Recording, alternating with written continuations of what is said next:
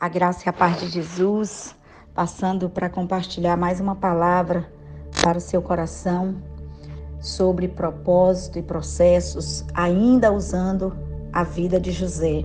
Nós vamos olhar para o capítulo 41 de Gênesis e o versículo 46 até o 52 e 6. Diz assim: José tinha 30 anos de idade quando começou a servir ao faraó, rei do Egito. Ele se ausentou da presença de faraó e foi percorrer todo o Egito. Durante os 7 anos de fartura, a terra teve grande produção. José recolheu todo o excedente dos 7 anos de fartura no Egito e armazenou nas cidades. Em cada cidade, ele armazenava o trigo colhido nas lavouras da redondeza. Assim José estocou muito trigo, como a areia do mar. Tal era a quantidade que ele parou de anotar, porque ia além de toda medida. Antes dos anos de fome, Asenaate, filha de Potífera, sacerdote de On, deu a José 2 filhos. Ao primeiro, José deu o nome de Manassés, dizendo: Deus me fez esquecer todo o meu sofrimento e toda a casa do meu pai. Ao segundo filho, chamou Efraim, dizendo: Deus me fez prosperar na terra onde tenho sofrido. Assim chegaram ao fim os 7 anos de fartura no Egito e começaram os 7 anos de fome, como José tinha predito. Houve fome em todas as terras, mas em todo o Egito havia alimento. Quando todo o Egito começou a sofrer com a fome, o povo clamou ao faraó por comida, e este respondeu a todos os egípcios: Dirijam-se a José e façam o que ele disser. Percebemos aqui que José já está no governo do Egito, passando por todo aquele sofrimento que já compartilhei com vocês em áudios anteriores, todos aqueles processos, mas agora finalmente José se torna governador, um projeto, um propósito da parte de Deus para que ele pudesse abençoar as nações da terra. E no capítulo 42, você vai ver os irmãos de José vindo ao Egito para comprar comida, porque agora Canaã estava passando por momentos difíceis. Os anos de fome chegaram e atingiram todos aqueles lugares.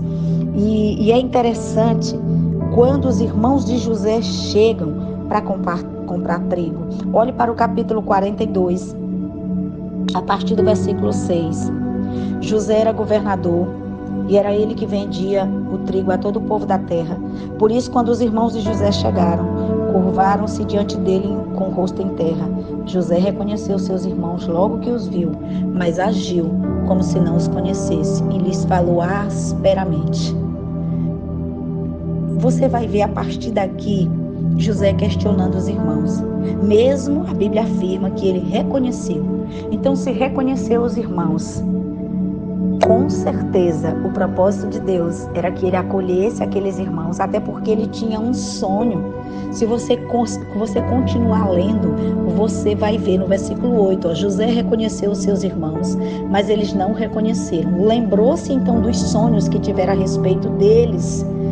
Ou seja, José se lembrou que o sonho de Deus era que um dia ele servisse os irmãos, era que ele ia governar sobre os seus irmãos e abençoar a sua família. Mas de novo ele continuou questionando: vocês são espiões, o que vocês estão fazendo aqui? E você lê todo esse capítulo que você vai perceber José o tempo todo falando asperamente com os irmãos, ignorando que eles eram sua família. Sabe, ignorar alguém é um sintoma de uma ferida grave na alma, de uma doença que já está em estado grave, quando você passa a ignorar alguém que você devia amar, a sua família. E aqui José faz de conta que não sabe quem são seus irmãos.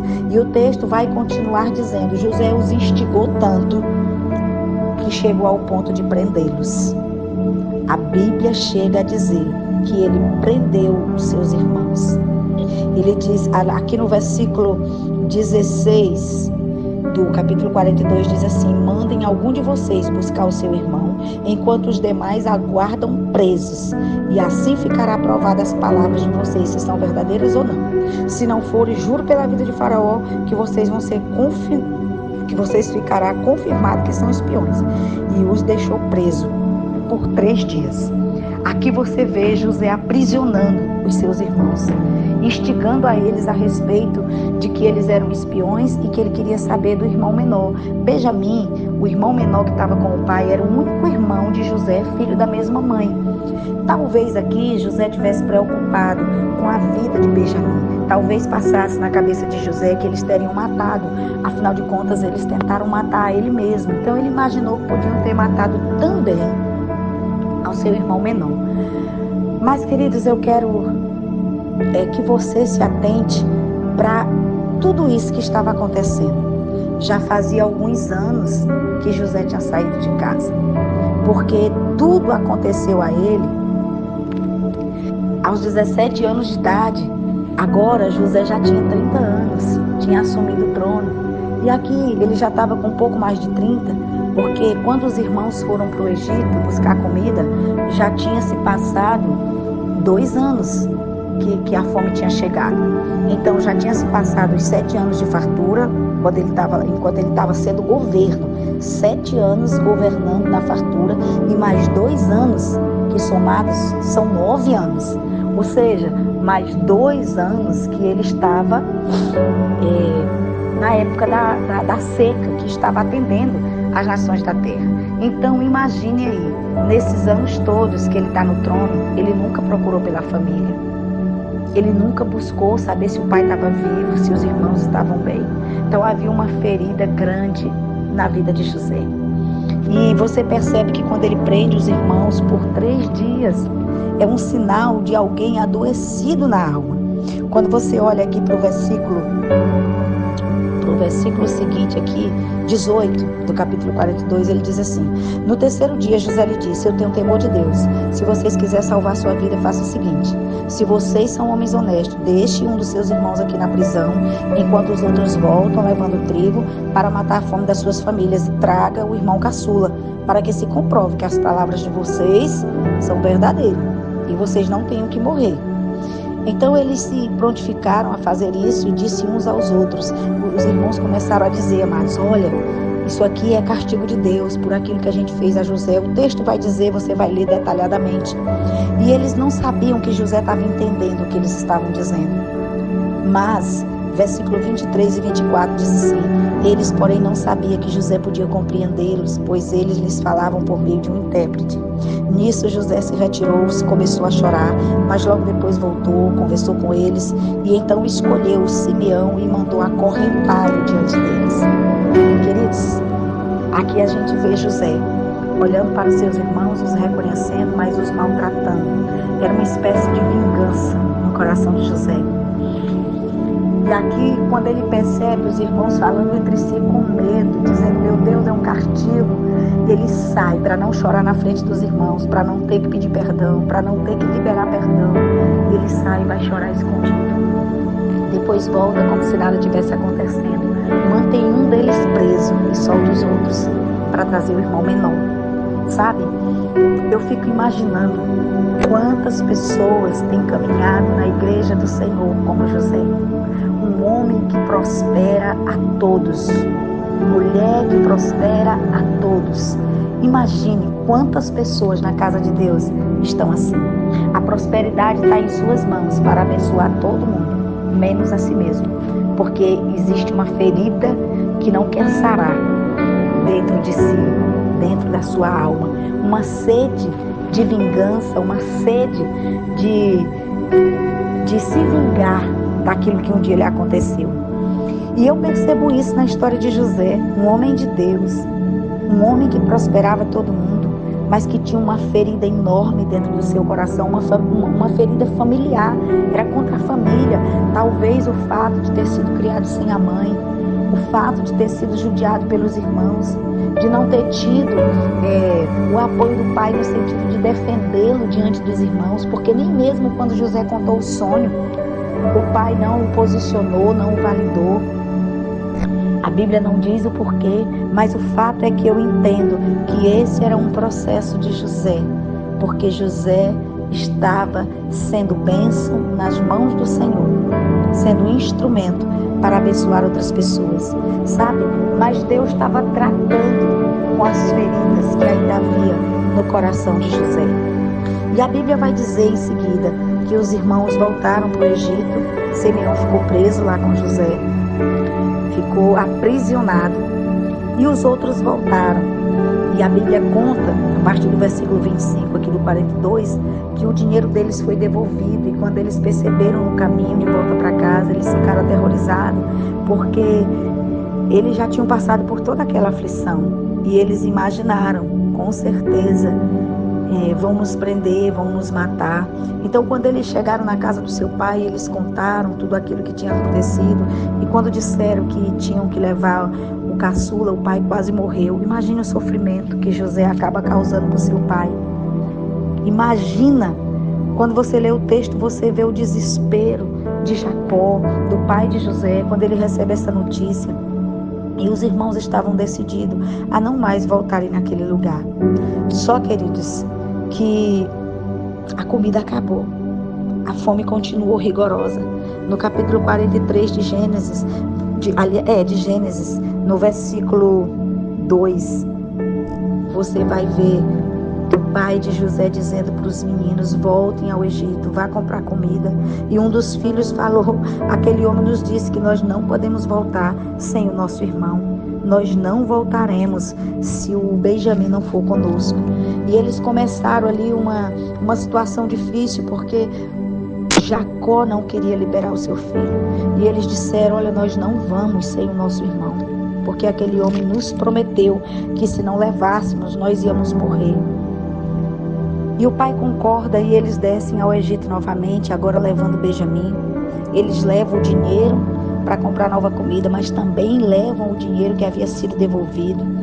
E eles conversam com a pessoa responsável no Egito, e José novamente os chama para estar com eles, e olha para o irmão a quem ele não via há muito tempo e pergunta. Ele saiu, o Benjamim ainda era muito criança, então já fazia muito tempo que eles estavam longe. Pergunta se é aquele o irmão menor, e eles confirmam. E quando José faz essa pergunta, que eles confirmam, aqui no capítulo 43 e no versículo 30, diz assim: profundamente emocionado por causa do seu irmão, José se apressou em sair à procura de um lugar para chorar. E entrando no seu quarto, chorou. Depois lavou o rosto, controlando-se, disse: sirvo a comida. Mais uma vez, você vê José saindo para chorar escondido. Pessoas feridas na alma, elas fazem isso para manter as aparências, para dizer que está tudo bem. Elas fazem tudo que tem que ser feito para dizer que está bem, mas elas choram às escondidas, elas sofrem, elas sentem dores. E José aqui estava passando por um momento difícil, de muita dor, porque ele estava decidido a não se revelar para os irmãos. E depois ele volta, depois de chorar escondido, ele volta novamente para a mesa, eles comem junto. E depois de tudo isso, José dá ordem aos seus oficiais, ao administrador da sua casa, para encher as bagagens de mantimento dos seus irmãos. Mas depois ele pede para colocar a taça dele em uma das bagagens, exatamente na bagagem de Benjamim. E assim aconteceu. Quando eles se despediram pela manhã, José diz ao administrador da casa: vá atrás daqueles ladrões, porque eles me roubaram. E aí no capítulo 44 você vai ver o desfecho de toda essa história. José manda buscar os seus irmãos no caminho, acusando eles de ladrões. E agora eles chegam, todos eles, à presença de José, e eles começam a se defender. Um dos irmãos começa a dizer: olha, nós te devolvemos o dinheiro da primeira vez, nós não te roubamos, como iríamos te roubar agora? Nós não somos ladrões. E eles foram se defendendo, cada um deles, e foram se justificando e explicando que eles não tinham feito aquilo. E quando a Bíblia diz no verso 14 que quando Judá e seus irmãos chegaram na casa de José, eles se lançaram ao chão. E José lhe perguntou: por que vocês fizeram isso? Vocês não sabem que um homem como eu tem poder para adivinhar? Respondeu Judá: O que diremos, meu Senhor? O que podemos falar? Como podemos provar nossa inocência? Deus trouxe à luz a culpa dos teus servos. Somos escravos do meu Senhor, como também aquele que foi encontrado com a taça. Disse, porém, José, longe de mim fazer tal coisa. Somente aquele que foi encontrado com a taça será meu escravo. Os demais podem voltar para a casa do pai de vocês. Eu acredito que José aqui estava querendo ficar com seu irmão. O irmão que ele tinha, que era da mesma mãe. Eu acredito que dentro do coração de José, ele queria tirar Benjamim da família para ficar com Benjamim, mas não queria aproximação com os outros. Então o texto vai continuar dizendo que Judá começou a implorar para que ele não fizesse aquilo, começou a dizer como que o pai dele ficaria, que o pai dele morreria se chegasse lá sem Benjamim. E grande foi o desespero. Mas eu quero chamar a sua atenção aqui. Quando você olha para o capítulo 41 e o verso 50, olha o que diz. Antes dos anos de fome, a Zenate, filha de Potífera, sacerdote de On, deu a José 2 filhos. Ao primeiro, José deu o nome de Manassés, dizendo, olha o que significa. Deus me fez esquecer todo o meu sofrimento e toda a casa do meu pai. Olha o que José está afirmando. Ele deu nome ao filho, declarando, eu esqueci o meu sofrimento, mas também esqueci a casa do meu pai. Todas as pessoas feridas, elas querem esquecer quem as feriu. E quantos de nós não já ouvimos essa expressão, tá perdoado, tá tudo bem, mas que não passe no meu caminho, que não bata na minha porta, que não venha para minha casa. Quantas pessoas estão com esse engano enraizado em sua alma de achar que perdão é esquecer? Perdão não é amnésia, perdão é uma decisão. Perdão é um mandamento do Senhor. Não tem como ser abençoado, não tem como ter prosperidade na vida pessoal, em si mesmo, se o perdão não fluir, se o ressentimento não sair. E você vai ver aqui, em todo o capítulo 44, depois você leia com muita atenção essa história, vale a pena, Deus vai falar muito com você. Você vai ver aqui os irmãos implorando para José, e José firme na decisão em não deixar mais Benjamim com eles. Mas olha, no versículo 32 diz assim, os irmãos de José falando, além disso, teu servo garantiu a segurança do jovem a seu pai, dizendo-lhe, se eu não o trouxer de volta, suportarei essa culpa diante de ti pelo resto da minha vida. Por isso agora te peço, por favor, deixa o teu servo ficar como escravo do meu senhor no lugar do jovem. Permite que ele volte com seus irmãos. Como eu poderei voltar para a casa do meu pai sem levar ele comigo? Não posso ver o mal que sobrevirá a meu pai. Esse era um apelo de um dos irmãos de José, dizendo para José que Jacó morreria se ele chegasse lá sem Benjamim. E aí no capítulo 45, você vai ver um desfecho na vida de José. Diz assim, a essa altura, José já não podia mais conter-se diante de todos os que ali estavam e gritou, faça sair a todos, e assim ninguém mais estava perante quando José se revelou aos seus irmãos. E ele se pôs a chorar tão alto que os egípcios ouviram, e a notícia chegou ao palácio do faraó. Então disse José aos seus irmãos, eu sou José. O meu pai ainda está vivo? Mas os seus irmãos ficaram pasmados diante dele, que não conseguia responder.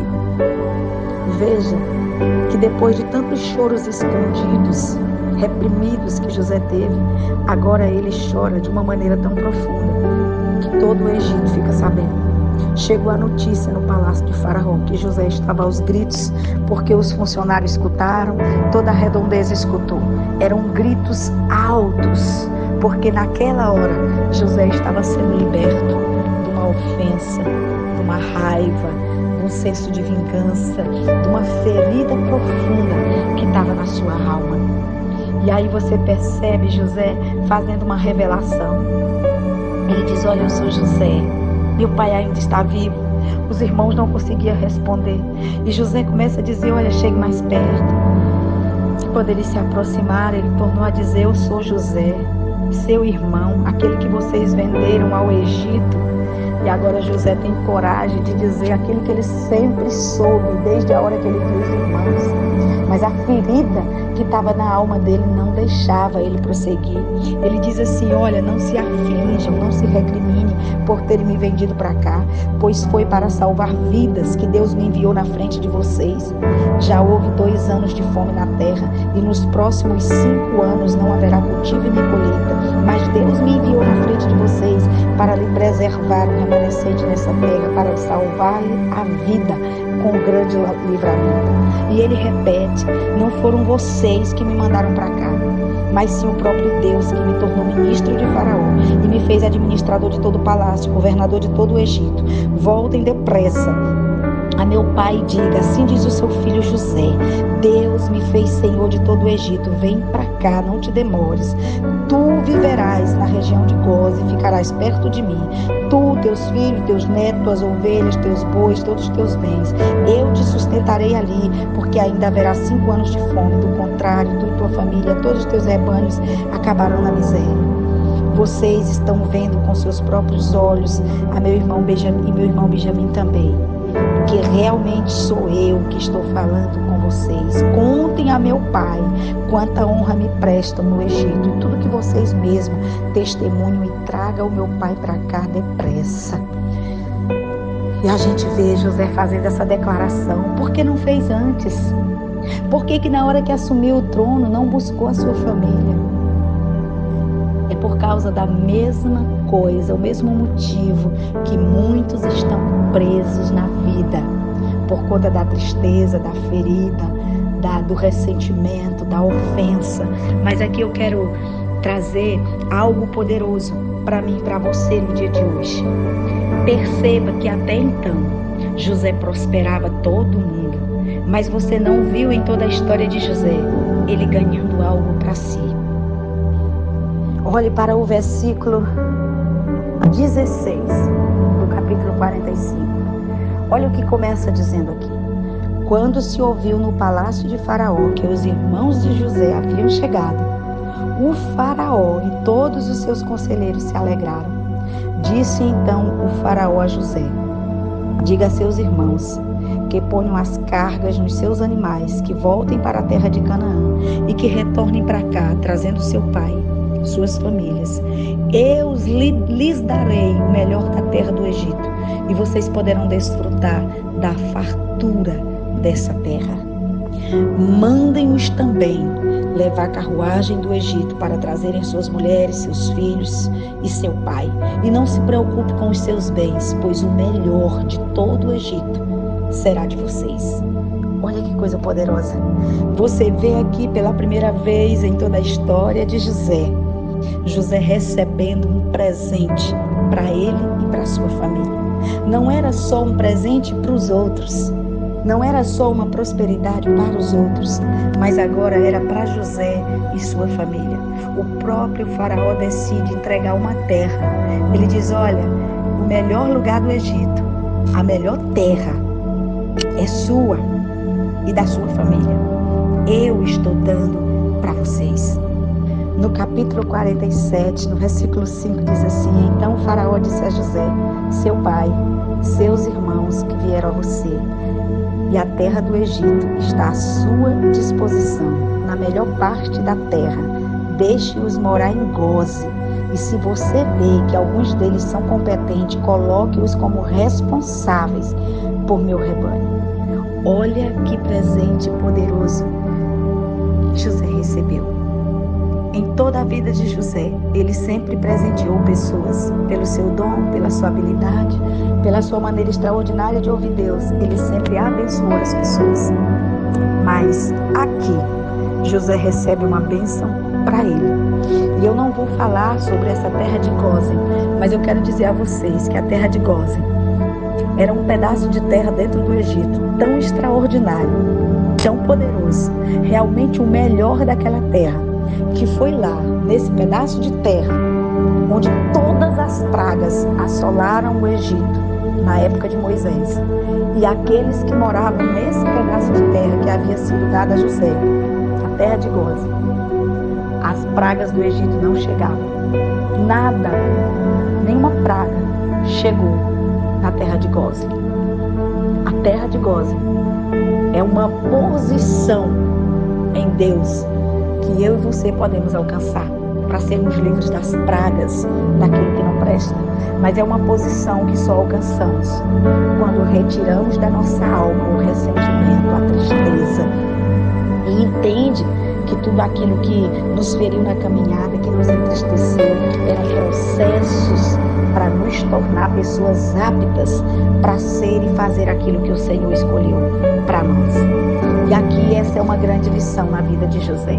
José sempre abençoou todo mundo, mas só conseguiu abençoar a si mesmo e a sua família quando liberou perdão, quando abençoou a sua casa, quando entendeu que ele estava ali por um propósito. E a lição de hoje que eu quero aplicar na minha vida e na sua vida é essa. Tem algo dentro de nós que precisa ser rompido, alguma tristeza que precisa ser tirada, arrancada, algum ressentimento, alguma ofensa. Decida que isso não vai mais fazer parte da sua vida. Talvez, como José, você tenha se conformado, porque você é bênção, Deus lhe usa, porque pessoas são abençoadas por causa de você. Você também precisa ser abençoado. Deus lhe deu habilidades para abençoar a sua própria vida, e a bênção, ela está com você, mas ela precisa servir para você. E enquanto tiver ressentimento, ofensa dentro da sua alma, a bênção não pode se estabelecer, porque Hebreus diz que quem está ofendido, ele mesmo se exclui do favor de Deus. E aqui a gente vai para situações práticas da vida. Quantas vezes você é ferido com alguém que nem sabe que ele feriu? Na maioria das vezes você diz: eu não quero saber, não quero informação, vou cuidar da minha vida, vou crescer, vou prosperar. E você começa realmente a ter algumas coisas, a fazer algumas coisas como José. José tinha tudo à disposição dele, só não era dele. Ele só não tinha nada que era dele, mas ele era próspero, no sentido de abençoar pessoas, de poder abrir porta para as pessoas, mas ele só teve de fato aquilo que Deus queria entregar, quando ele decidiu abrir o coração, perdoar e liberar perdão. Eu não sei quem você precisa perdoar, eu não sei quem você precisa liberar, eu não sei qual é a ofensa que está no seu coração, mas você que me ouve nessa hora, se tem algo me impedindo de avançar, de viver plenamente em Deus, decida hoje que a sua vida vai mudar. Não fique satisfeito apenas com aquilo que você já tem de Deus. Deus tem mais para te dar, assim como tinha mais para entregar a José. Entenda que processos é para serem superados. E José atrasou por muito tempo o processo que ele tinha para vencer, porque você percebe que somente 7 anos depois que ele se tornou governador, foi que ele conseguiu liberar perdão sobre os irmãos. E é porque os irmãos foram até ele, mesmo sem saber que era ele que estava lá. Então não espere que situações cheguem a você, vá você na frente. José poderia ter ido, poderia ter voltado lá, poderia ter mandado soldados saber do seu pai, mas como ele mesmo diz, o nome do filho, ele voltou dizendo isso: eu quero esquecer minha família. Quantas vezes nós queremos esquecer uma pessoa porque nos feriu, porque nos magoou, porque nos entristeceu? Nós precisamos lembrar que fomos criados para a eternidade. E aqui eu quero lembrar a você que a nossa vida não é nessa terra. A nossa vida é no céu. Não tem como fazer parte do céu sem se livrar de algumas doenças que ficam na nossa alma, porque a nossa alma faz parte de nós. É com ela que nós entendemos as coisas, porque é nela que está a nossa mente, que está o poder de entender algumas coisas. O Senhor fala no nosso espírito, mas é a nossa mente que concebe as coisas dessa terra. É lá na nossa mente, que está na nossa alma, que nós vamos deixar os registros de todas as coisas. É na alma que a gente sente as dores, que a gente sente a alegria. Essa alma é importante. Então decida que a sua alma vai ser transformada pelo poder do Espírito e que nela não ficará nenhuma dor, no nome poderoso de Jesus, porque você precisa desfrutar daquilo que Deus tem para te dar. Decida vencer todos os processos e entender que faz parte. Perceba que no final, quando José libera perdão para os irmãos, ele diz: olha, vocês não têm culpa. Vocês entendem como isso é profundo? As pessoas que lhe ferem, as pessoas que lhe marcam de forma negativa, é Deus chamando sua atenção para você mudar. Não tem a ver com elas, tem a ver com você. As feridas, elas são uma estratégia para você melhorar e não para você paralisar. O diabo quer usar as feridas para paralisar você, mas Deus quer usar para se tornar marcas poderosas de um testemunho que vai transformar a vida de outras pessoas. Que o Senhor lhe abençoe, que o Senhor lhe guarde e que o Senhor lhe dê uma semana extraordinária. Que você comece hoje, que hoje seja o primeiro dia desta semana, desse mês, desse ano, em que você vai decidir viver um tempo diferente. Que você vai procurar pessoas, fazer concertos, liberar pessoas e que você verdadeiramente vai prosperar para ter uma vida abençoada aqui na terra e a eternidade no porvir.